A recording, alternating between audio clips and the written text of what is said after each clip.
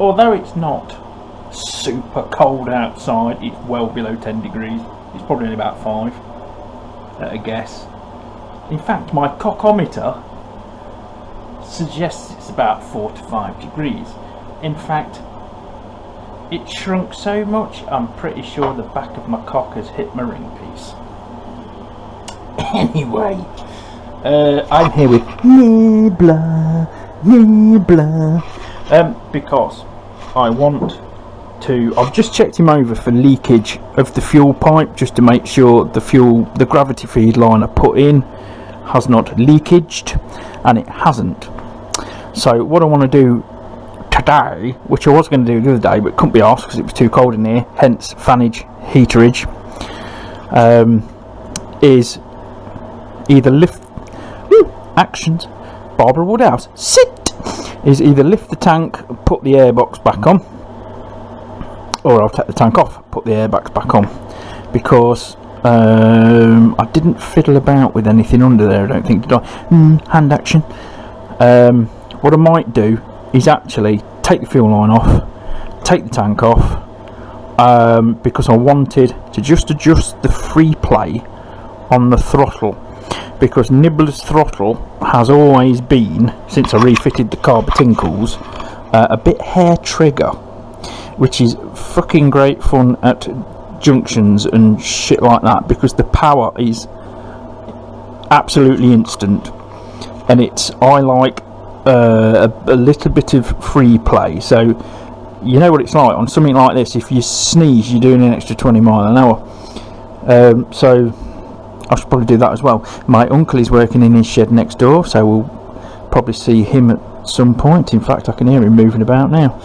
So yeah, that's the plan for today. So I'm going to go and get a hot beverage and try and just warm my core up a little bit, and I'll leave the fan heater on, just try and get a little bit of heat in here, and we'll carry on. Yes, I have my hot beverage tea today. You know what, this cap is sort of alright in the spring and what have you, but my ears are freezing. I think it's going to be Guy Martin woolly hat time. But anyway, I'll keep this on for now. I had a little tip from Uncle, hang on, let's get it right, where's he going to be? We'll put him next to the Ferrari. Uncle Steve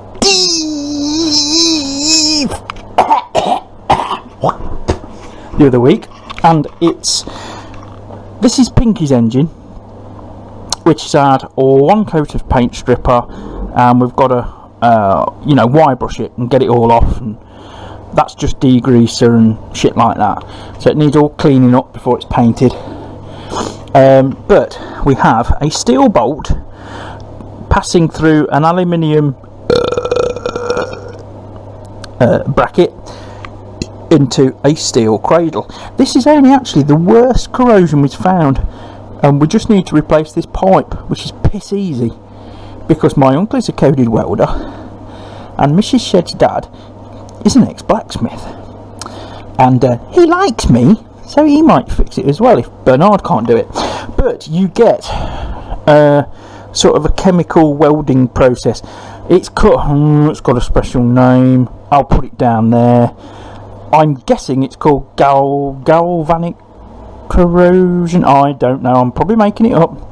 But Uncle hang on, Steve said that if you put Mr. Muscle down it, or a similar product, it will eat the corrosion. And it doesn't matter about marking the alloy, because if you've got anything polished or anything like that, something like Mr. Muscle will etch the alloy and stain it. Doesn't matter on this because we're painting it, so you're never going to see it. So I'm going to try. I've got some generic. A bit longer. I've got some generic oven cleaning shit from Pound Wanker, because it's got the same chemicals in it, and I'm just going to give it a smoosh in there,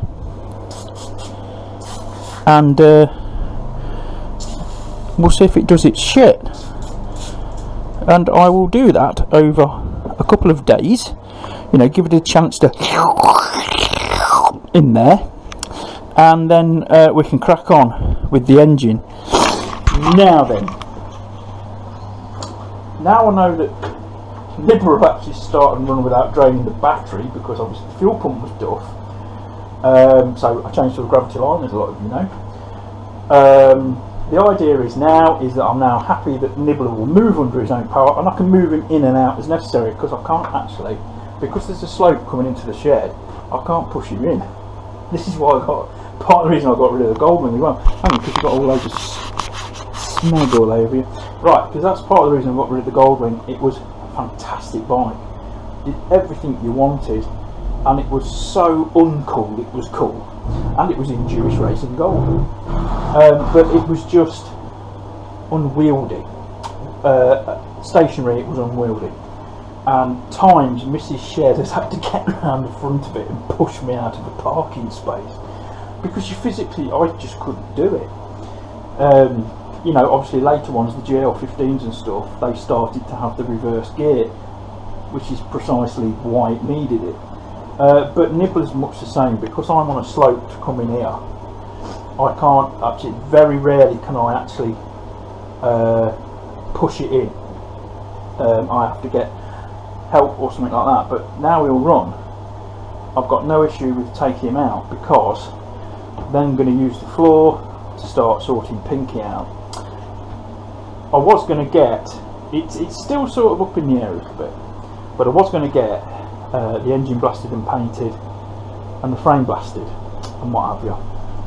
Those are still up in the air, because like everybody else, cost of living has shot through the roof, and we just have not got the budget anymore. The bike will be fixed. She wants it done for spring, and unless I want my testicles removed and fed to the dog, it better be ready for the spring.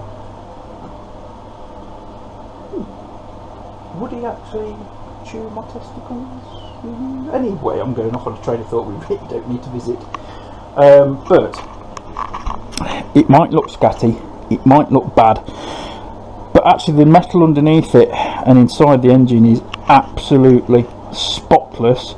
The main corrosion on the engine, I mean, this is just still a little bit of road grime and stuff. The main corrosion on the engine was on the valve head, and I've had that blasted. Somebody owed me a little favour, he did it as a little side job, and it's done. And the result of that is, it's took nearly all the corrosion off. It was a quick job. It's took nearly all the corrosion off, and I'm really happy with it. I am really happy with it. So I'm gonna get Christmas out of the way. I'm gonna do little bits on Pinky. Jim, you're waffling. I always waffle. People know I waffle. They tune in for waffleage. Actually, they probably don't. They probably tune in to see what I'm going to fuck up next. Obviously, one of the first jobs I'm going to do with Pinky, this is Pinky's wiring loom. And this is the entire wiring loom minus the switchgear. Basically, you got your igniter box. That is the regulator rectifier, that tiny little thing there. You've got indicator relays, shit like that. Starter solenoid with main fuse, and then you've got all your various connectors that come off. Horn, got the horn in the shed. Oh, I had to do it. But basically, this is just road grime that it's built up over the years, because, you know, how often do you honestly clean your wiring or stuff like that? You just don't. So I shall do what I did with the GS when I rewired the GS. I shall clean the loom. Hot soapy water is absolutely fine, because we're going to get some like 3-in-1 oil aerosol into all the connectors, and I'm going to have a look at all the connectors and just make sure there's no green corrosion or anything like that, because that is what the big problem on the GS was. Fortunately about the Honda, because it's a naked bike, most of this loom bit here is actually in the headlight, so it's protected from the elements. But that's going to be one of the first jobs, just cleaning that up and then weatherproofing it. That would be good. And then we've got stuff like the mud guards. That's Nibbler's seat. Stuff like the mud guards I've already taken off and I've given a quick coat of GT85 because that brings the black back. Can you say black, Jim? Well, I'm going to. If you're offended, fuck off. Anyway, shall we get on to the task in hand and take this tank off, and I'll adjust the throttlage. I have adjusted it before and I've got it better than what it is, and it's not like there's no free play in the throttle. Actually, the steering, have I bought the keys? I bought the keys. We're good.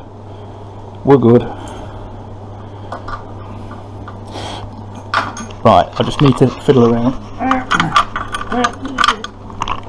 That's it. Right, let's turn that straight. Yeah, see, I literally barely got any free plate. There's probably about 1 millimetre. So you can imagine what it's like when you like tipped into a junction or you're entering a roundabout or something like that. It's like you're on the power, and I prefer it to be sort of about there. I prefer to be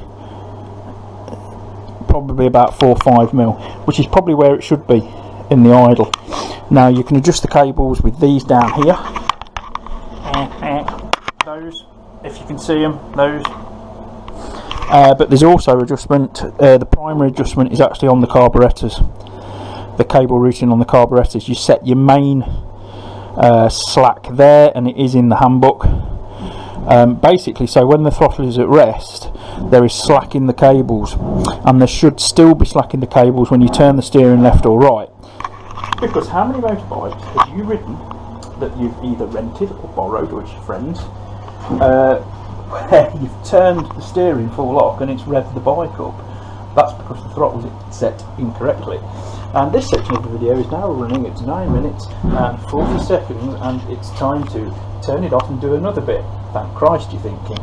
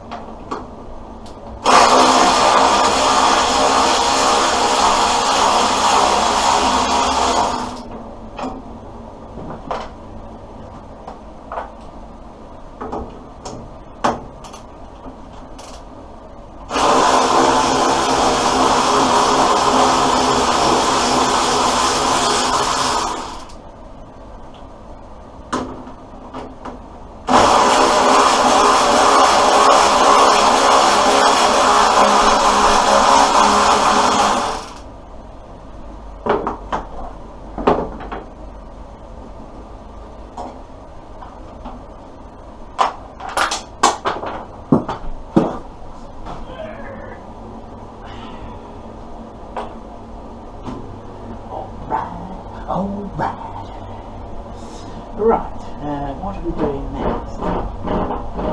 I'm going to move you. Okay, I'm moving you. I really should have. No, as you can see, hang on. I've got short legs, and I thought instead of editing it out, you can see this in all its raw beauty of shoddy camera work and shitty forward planning. I don't really. You say I don't forward plan videos because I do. I have a very good idea of what I'm going to film. But the I need to undo that fucker, isn't it?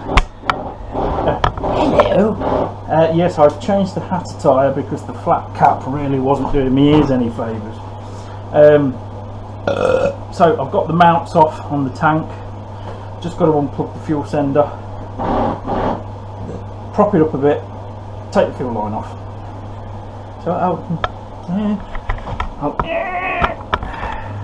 now the screen's gone out, so I've got no idea where you are, but that should be a bidet. Now, will that work? Oh yeah, that might work. Right, I'm going to give it a reach around and undo the sensor.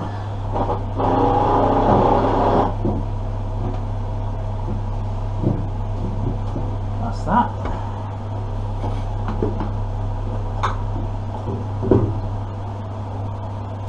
There we go. That might have actually lifted it a bit too much. Yeah, will it work? Right. Who put this pipe on? You did. Oh yeah. Right. Yes. Undoage of pipeage. Yes, I think I'm going to have to come up with a slightly different prop.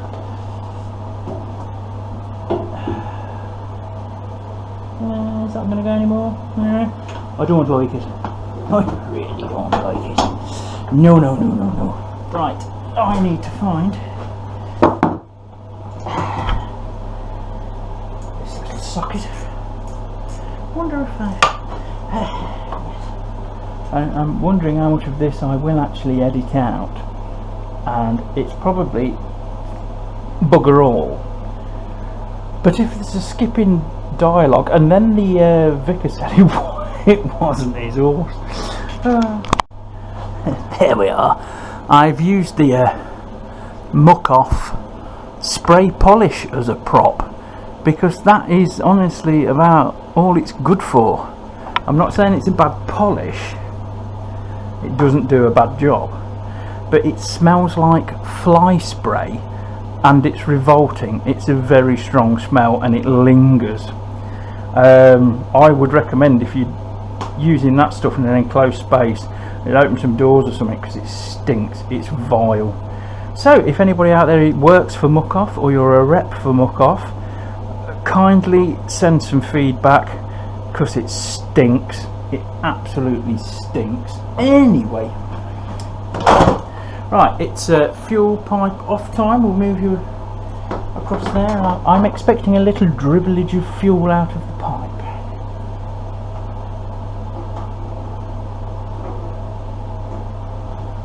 That was a lucky guess, because I literally just picked this socket up as a guess. Oh, serendipity.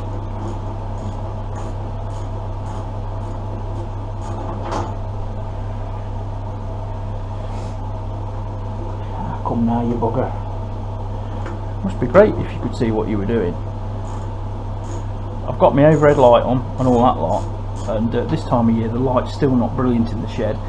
The skylight's made a massive difference, but I think what I'm going to go with sometime in the new year, when budget allows, is I'm actually going to get a metal roof, insulated metal roof, because this wooden one is, crikey, not quite, it's about 18 years old, this shed, and the roof has warped. They didn't actually, I didn't know at the time, because I know nothing about sheds, is they didn't make the roof properly, and it's warped over the years basically. Right, I need a flat bladed screwdriver, so I need to start to pry this. Oh shit, bollocks, arse, wank. Right, I'm just going to put you there for a second. I just need to get this pipe started. There we go.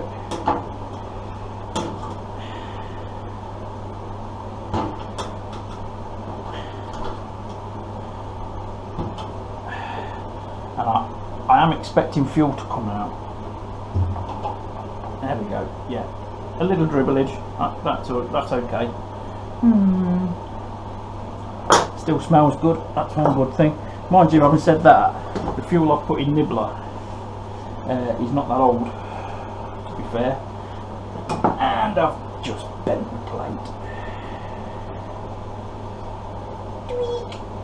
There you go, like it never happened. Right, I can now remove the tank and we can see the gubbins below. Right, we'll just change you. I'm probably going to kick you over now because I'm a clumsy twat.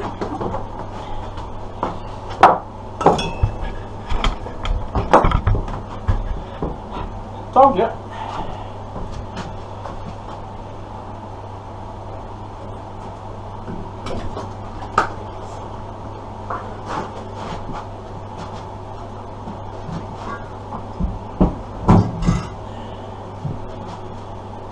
Right.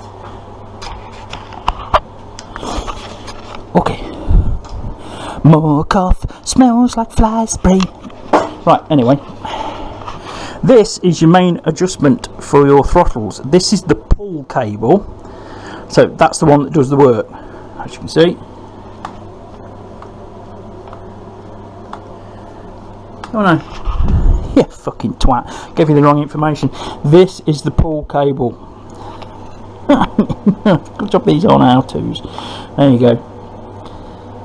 And the only reason you have another one to shut is that CV carburetors, especially on bigger bikes, can basically the venturi that goes through it can overcome the throttle butterflies on a single cable system. So what they do with the bigger bikes, not all of them did it, the GS was single cable, but on the bigger bikes they put a closure cable as well, and what we need to do is try and slacken this off, and as you can see we haven't got a lot of room to play with, but there's probably only about 1mm play there, and we really need more. So I'm going to have to undo. No, wait a minute, the top nut's captive because it's locked. I wonder. I'm probably going to have to adjust it at the throttle then, because I think the cable's obviously stretched. I'm sure I bought new cables for this and I haven't fitted them. I will have to have a look in my stash of stashage. I'm pretty sure... did I buy new cables? I don't know. Anyway, I'm fucking rambling again, which is par for the fucking course, as you all know by now. Right, first task first, let's get the airbox back on, and I'll adjust the cable at the throttle end, because I've literally got, what, a millimetre's worth of adjusting left in that. That's about it. And I tell you what, that lock nut's going to be a fucking cunt to get at. It's going to be a right twat. So I'll try and do it at the throttle. But first things first, I'll put you back in the mount, and we'll get the airbox back on. I'm probably going to eat my words in a moment, but I've read on the forums a hell of a lot of people have trouble refitting the airbox because the rubber has gone stiff. I'm quite lucky, this one has never really been a problem. Oh, one of the insulators has dropped. Come on, where's my pliers of doom? Come on. There we go, that's what the airbox sits on, and if you don't have them, the vibration of the bike as you're riding, these metal brackets will actually wear through the airbox over time. So, we've got a hose to connect to. There's a hose out of the airbox that connects to this down there, which is your part of the crankcase breathing system, and then the rest goes on there. And with the original Kawasaki's there was an elastic, like a battery strap. Oh look, lack of battery strap. Battery strap that went over and secured the airbox, and all I've done, I've just made one up out of cable ties because it looks shit but it works. Bit of bush engineering, never hurt anybody. Do you know what, if I had the money, or if I was one of those channels that had a shit ton of Patreon supporters, I would renovate the bike. I really would. But you know, how often do you see you top your engine when you change the spark plugs? Yeah, I've sprayed all these connectors. They've got all road grime on, but I've sprayed them all, so they should all be good. Jim, shut the fuck up, get on with it. Oh yeah.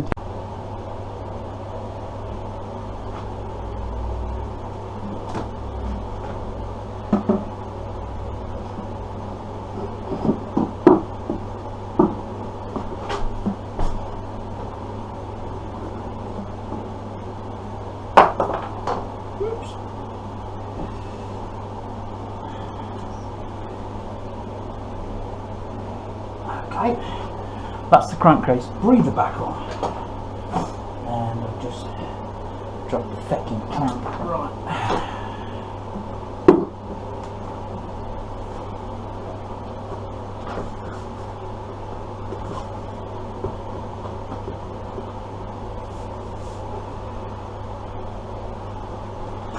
One trick I've always used is the old soft mallet.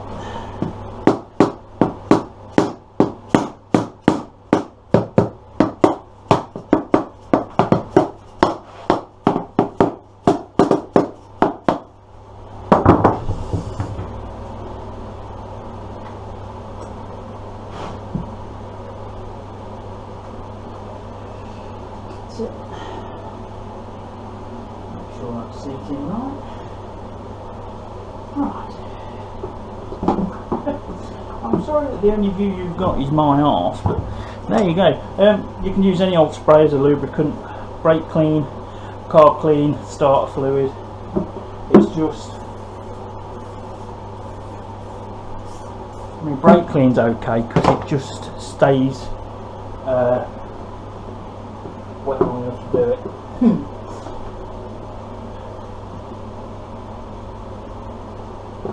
Okay.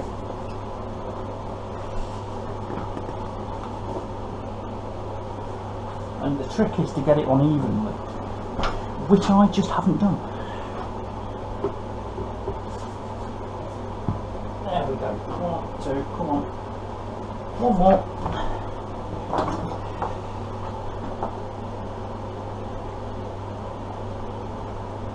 Are you on? I think we are. Yeah, I think we're on. Yeah, that wasn't too bad. I'll just give it a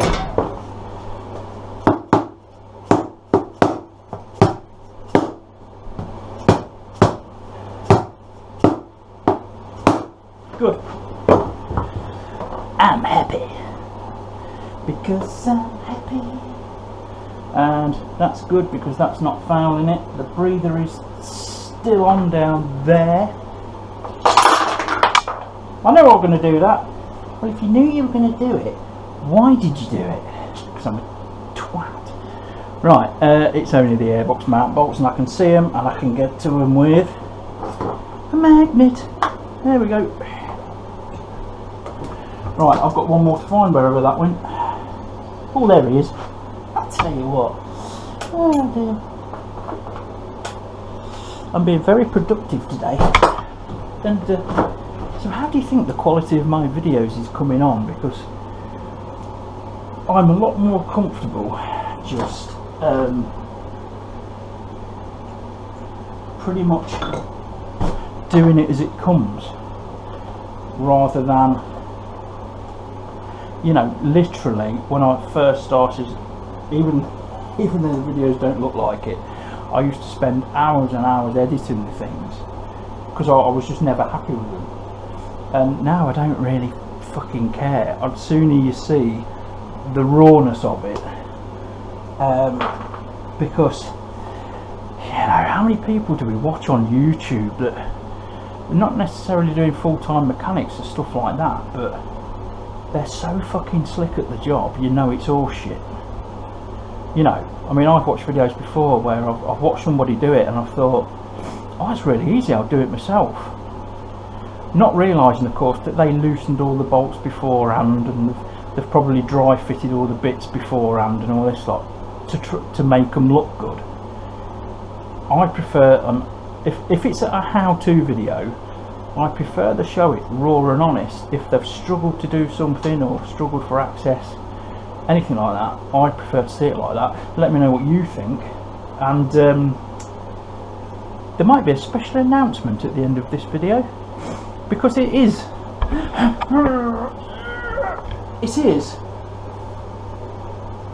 the Christmas period, and because I used to get a lot of depression and stuff like that, especially after my dad died, I never used to really like Christmas because oh God, I'd be going around the UK at Christmas time, and I go to some really lovely places, well-to-do places. By well-to-do, I mean rich areas. They were not necessarily rich in morals or stuff like that, but you know, they had a bit of wonga. And I'd get quite depressed, especially as we get I was still out fighting around at, you know, it could be 7 o'clock at night, and you'd started at probably 4 in the morning, 5 in the morning, and just to see some of the houses, some of the magnificent houses, the places where I went, you know, like the Cotswolds and Bath and places like that. It's called Bath, not Bath. Anyway, and just to see the houses decked up for Christmas, you know, they must have spent thousands and thousands of pounds on external lighting and all, and they looked fantastic. They really did look fantastic, but it used to depress me, because back then sometimes I was doing Christmas on 50 quid. Sometimes I didn't have 50 quid. You know, I'd get everybody's presents literally on 20 quid, because that was the position I was in. And I used to find Christmas really depressing. I've always loved my Christmas dinner, because, as you can probably tell, I like my food, and I really love Christmas dinner. Really love it. Really look forward to it. If anybody spoils my Christmas dinner, they're off my books, basically, for a long time. I have a big sulk about it because I'm a baby. But I can remember one year we had some relatives over, not the people we have now, and they were on a health drive. I mean, one of them really fucking obnoxious health drives, you know, where they've lived normally and all this stuff, then all of a sudden, oh, me and such, we aren't eating this anymore, and we're doing this, and we're doing that, and we're growing this, and we're growing that. We all think you should too. Fuck off. And it's like, I was really looking forward to my Christmas dinner where we were all sat around the table, and I am, there is a word for it, and it's something like an auto condimenter, something stupid like that. I season all my food, whether it be salt, pepper, vinegar, curry powder, whatever, but I am a natural. You can put as much salt as you like in cooking at the table. That's me, won't touch it without salt. And anyway, I was sitting down for the Christmas dinner, salting my dinner and all this lot, and this particular person went, "You don't need to do that. Do you know that you get all the salt your body needs out of your natural foods?" And it fucking wrecked my Christmas dinner. And to be quite honest, I know it's very, very petty, but I've never really forgiven them for it, because they were a guest in our house, and you should not be complaining about what you're fucking getting. That's my opinion. But I don't agree with that, because I've read a lot of, I've had some medical training, and I mean, I read no end of stuff, especially when I got access to the internet. I read so much more. But if you have a taste for something, usually it's because your body wants it, and that could be anything: chocolate, salt, milk, whatever. If you've got a craving for it, your body needs it. But sometimes it can get sort of addicted to it, which is why we get hooked on nicotine and stuff like that. So I don't know, maybe I've just got a salt thing. I'm way more of a savoury person than I am sweet. But yeah, that wrecked it. But anyway, that was a 10-minute waffle, just having a fucking moan. Anyway, because it's the Christmas season, I have decided at the end of this video I will be doing a giveaway. Now, some of you might know, my regular subscribers will know that a little while ago I won a Wamoto gift set, basically, and it had a mug in it, and you know, notepads and all this stuff. I used my mug regularly, and you know, a few Wamoto treats, but it also had a muck-off cleaning kit, which I think is polish, cleaning fluid. I think there's a micro cum stain sponge. There's other kit in there. I've actually got one over there because only about a month, 2 months before I won one, I bought one, and I think they're about 30-35 quid. But at the end of this video, I'm going to do a little competition to win that muck-off cleaning kit, because it's still unopened, it's still in its cellophane wrapping. I haven't come on it or anything like that yet, but I probably won't do a question or anything like that, but I'll just come up with something at the end of the video where one of you can win that, and then I'll, because of the postal strike on and all this lot, nothing against people striking for better wages, but could you pick a worse time of year, boys and girls, really? I can remember when strikes were sort of non-disruptive. You know, we didn't get fucking unwashed cunts blocking motorways or anything like that. You know, students who have probably paid to have been there, and stuff like that. What these like stop oil protesters and stuff realise is, if we took oil out of the world now, right now, you just banned it, you just did like a vegan thing but transferred it to oil, nothing would work. Nothing would work, because oil isn't just about petrol and oil and diesel. It's literally hundreds and hundreds and hundreds and hundreds of thousands of everyday products that we, and medications and surgical equipment and shit like that, that we take for granted, that these narrow-minded fuckwits just aren't thinking about. So I think fucking getting a Land Rover, run them all over. I didn't say that. So anyway, at the end of this, I will be doing a giveaway, and if it is a question and shit like that, you know, first one to get the right answer. It won't be a difficult fucking question. It'll be like, what's the size of a fucking silverback gorilla's erect penis? Smaller than mine, and it's about the only one in the animal kingdom that is. It'll be something dead easy, but I'll do that at the end, because this part has just took 13 minutes. I've wasted your fucking time for 13 minutes, so let's get on with doing this, shall we?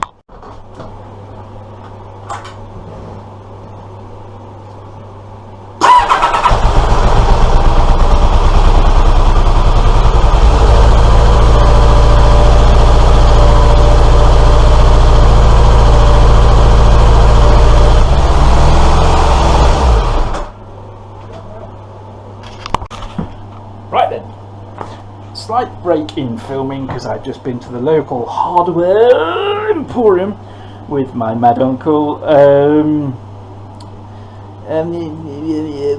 Yes, and there must be something going off, because every single yummy mummy in the area and their fucking massive Range Rovers and their spunk trophies are blocking up every single fucking car park. You know, so something's going on. Probably Santa's in town. I don't know. Anyway, I've just let's see if I can get you down there. I've just fiddled with that thing, and I've now got 3-4 mil of play before it actions on the throttlage. So we can get any more. Yeah, that's a lot better. So I'll just lock that off. Right, it's time to put the tank back on, so I'll put you back on the mount over there, the tripod, and fit the tank, fit the side panels, fit the seat. I might even bolt the seat on, because now, as you've seen, it starts without draining the battery. So yes, well, I'll crack on with that then. Yes, I could do a montage. There's gonna be a montage. No, there's not. Jim, just put the fucking camera down. Right. Tank on.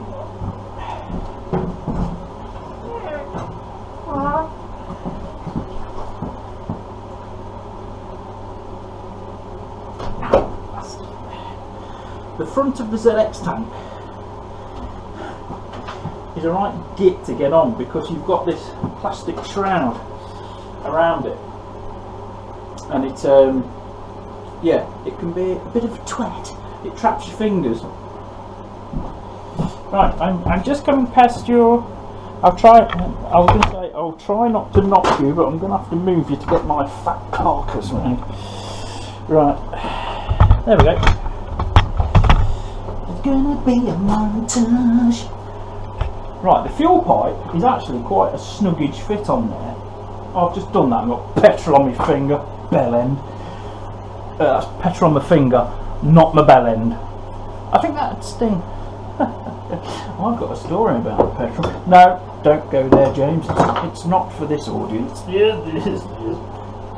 Right, so that's got to go there, there. Let's make it accessible at least. Put the clamp back on.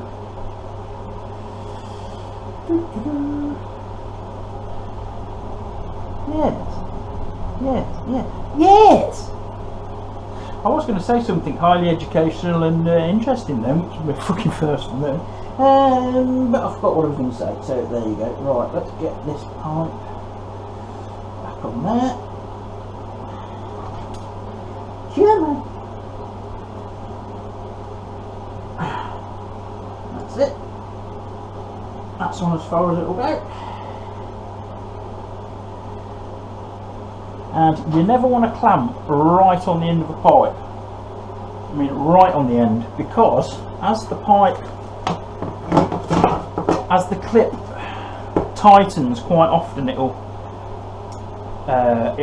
as it's compressing the hose will move, and it will try and move through the clamp. It'll either move one way or the other, and it's usually the other. So always leave yourself a few mil from the end before you do it up. That's your tip of the day. Your useless tip of the day, like most tips I give. Fucking hopeless.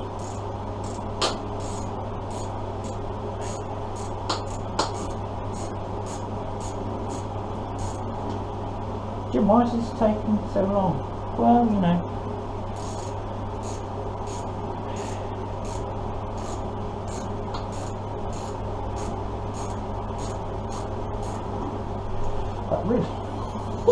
That really should be tightening by now. Maybe I'll just do it with a screwdriver. Right, that's the end. Where's the end of the pipe? There's the end of the pipe, there's the clamp. That's good, right. You know, I'll try and follow my own advice this time, like I normally don't.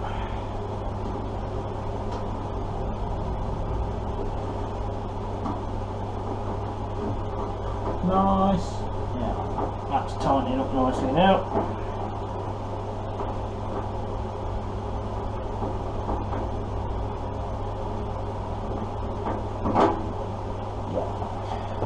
Nice and tight. I'm just going to turn the fuel on, make sure it doesn't leak.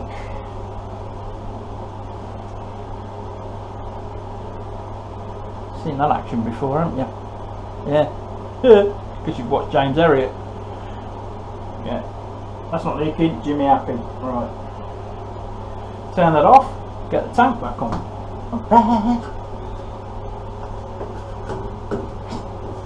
There was no need for a montage.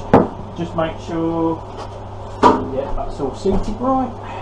It's not pulled the hose off, no.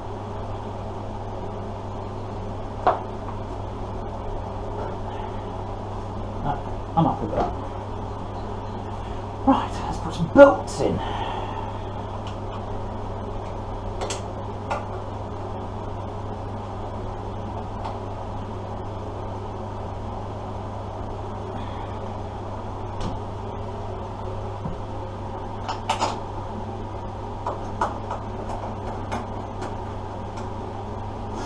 So what's your Christmas plans then, guys? I mean, what I used to traditionally do, actually it's not that bad in there now, turn the heater off. What I used to traditionally do was, Christmas morning, when everyone else was busy, you know, getting the Christmas lunch together and it was a bit hectic, after I'd opened my presents and all that lot, when there was like a quiet hour, I always used to go out for a motorbike ride. And because the roads were usually really quiet, but I did it the other year, and it was like bloody rush. It was like bloody rush hour. Obviously, the other year COVID restrictions were just lifting. You know, we could all have Christmas together. and stuff like that, and I guess everybody was just trying to visit everybody, so it weren't that much of an enjoyable ride. But you know, I got out. Right, noise alert.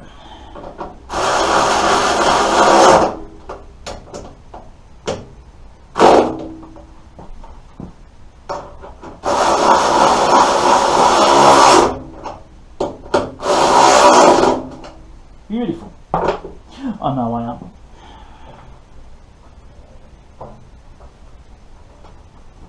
Right, fuel gauge working. Good. And I suppose I should turn the fuel on. I know it doesn't leak. I suppose we better make sure she fires up. Right, she's in neutral. I'm not going to bother with the choke because basically I just want it to bark off, just to make sure I'm not disturbing anything. I like the you know, idle speed and stuff like that when I just did the throttle. So we'll give it a touch of choke.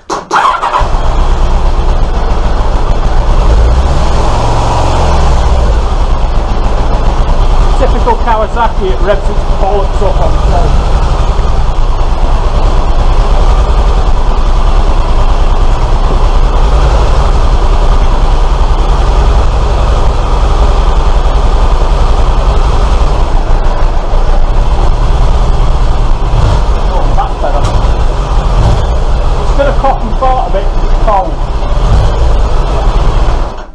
That's better. That's a better throttle. That's a better throttle action now. I'm happy with that because it, like I say, it was like really awkward at junctions and stuff like that, because even though you're only twitching the throttle, there's a lot of power going through this, and the roads as they are at the moment, you're asking for a bit of an off or a bit of a whoo. Sometimes it's enjoyable when the bike moves around a little bit and you get away with it, because you get back home thinking, fuck me, I've got away with that one, and we've all been there. But yeah, usually I like to keep a motorbike nice and stable, thanks very much. Especially as I'm getting older. You notice you go one or two ways when you get older. You either get more reckless or you lose your bottle. And I'm losing my bottle, and it's no bad thing. It's absolutely no bad thing. You know, stuff I used to find amusement in, sort of sketchy stuff, stuff like that, is just, it isn't interesting anymore. I don't even like being a passenger with anybody if they're driving a little bit quick, because I'm not driving, I'm not in control, I'm turning into a control freak. Now, I've never been a very good passenger. I've always preferred to drive. But there are quite a few people who I will quite happily be a passenger with. One of them is Mrs. Shed. I mean, I think one of the last times we went up to Scotland in Slinky, she packs the car because she's brilliant at Tetris. And you know, I do bloke packing. If any of you know what I mean by bloke packing, it's literally just take what you want, throw it in the boot. You know, some light snacks in the side pockets and a little bit of beverage.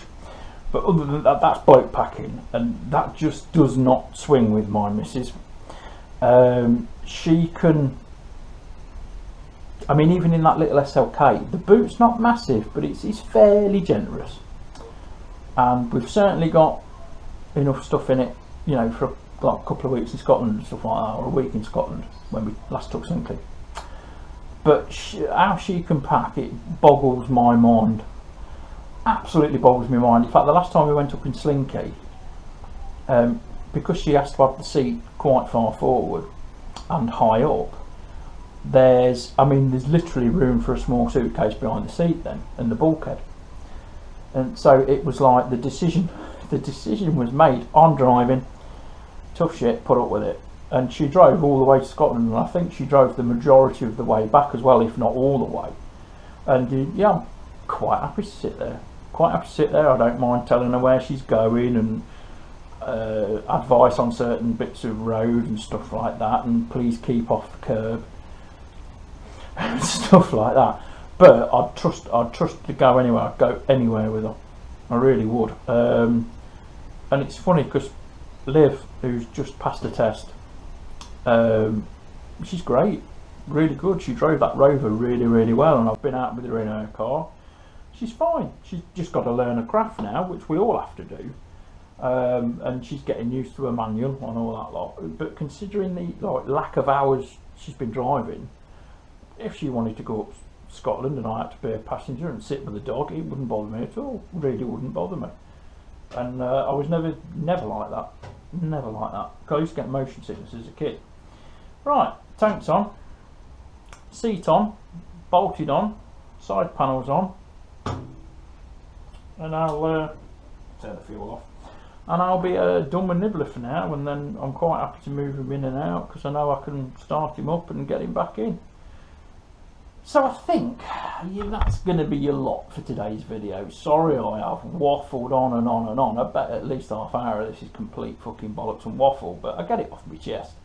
And you lot listen and you seem to agree with a lot of what I say. And if you don't agree with what I say, that's a good thing.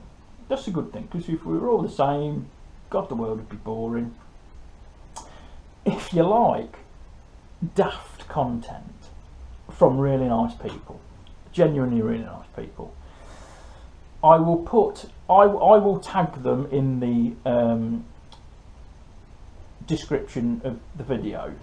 But there's a couple of channels I watch. One's called, it's just been rebranded as Boaty's World, and he's a really funny guy. He's a lovely guy, really nice. And he used to run, you know, like very high-end classic car auction houses, and I think he's been a magazine editor, like a car magazine editor. He's done the tours with rock bands and stuff like that. He's had a life, and he's just a really funny, nice bloke to watch, and that's called Boaty's World. And he does videos in conjunction with something that a lot of you might watch actually, and it's Project Nigel. Project Nigel, if you don't know it, is basically like a Benetton. If you can remember the Benetton VWs, which were all multicoloured, he's done a Rover 25 like it. Every panel is a different colour, and it's fantastic. But he has a right good ramble and thoughts, and he posts every day, you know, like 10 minutes, and it's just, he makes me laugh. He just makes me laugh. I can't wait to meet him. And another channel I've started to watch, it's a young channel, and it's Project MGTF, lovely lad called Simon runs it, and give him a watch as well, because he goes out on his motorbike, he goes out on his MG, but he does a bit of waffle as well. I mean, out of all of them, I think it's me that will talk the arse end off a donkey, but you know. So anyway, that's the bit you've been waiting for. Competition time. All I'm going to do is, the first person to comment on this video saying something like, I want the muck off kit, Jim, or those lines, will win the muck off cleaning kit, and then I will try, it's UK only, I will try and get it off. If I can get it off before Christmas I will, but I will let you know. If not, it's going to be in the new year, because we just don't know how the post strike's going to go and stuff like that. It should be settled down by the new year. So I think it'll be settled before Christmas. But so yeah, we'll do that. So the first person to comment wins the cleaning kit. So that's all for this week. Thanks so much for watching and tuning in, and hi to the new subscribers. In fact, I'm going to embarrass somebody now. Hi to one of my latest subscribers, Andy Throttlegod. I actually started working with the chap. I've known him for years, off and on, but we've only just started working together because he looks after the prototypes that I'm running. And he's a smashing bloke. He's really lovely. He's really lovely. You know, when you sort of instantly like somebody, and I do, and we get on all right. So, and that makes work a lot easier when you get on with people. But so yeah, so hello Andy. So yes, so that's it. I've done my waffle. The competition's in place now, and good luck to you all. But it'll yeah. So whoever comments first will get it. So thanks a lot, Jim. Shut the fuck up and go. Right, bye.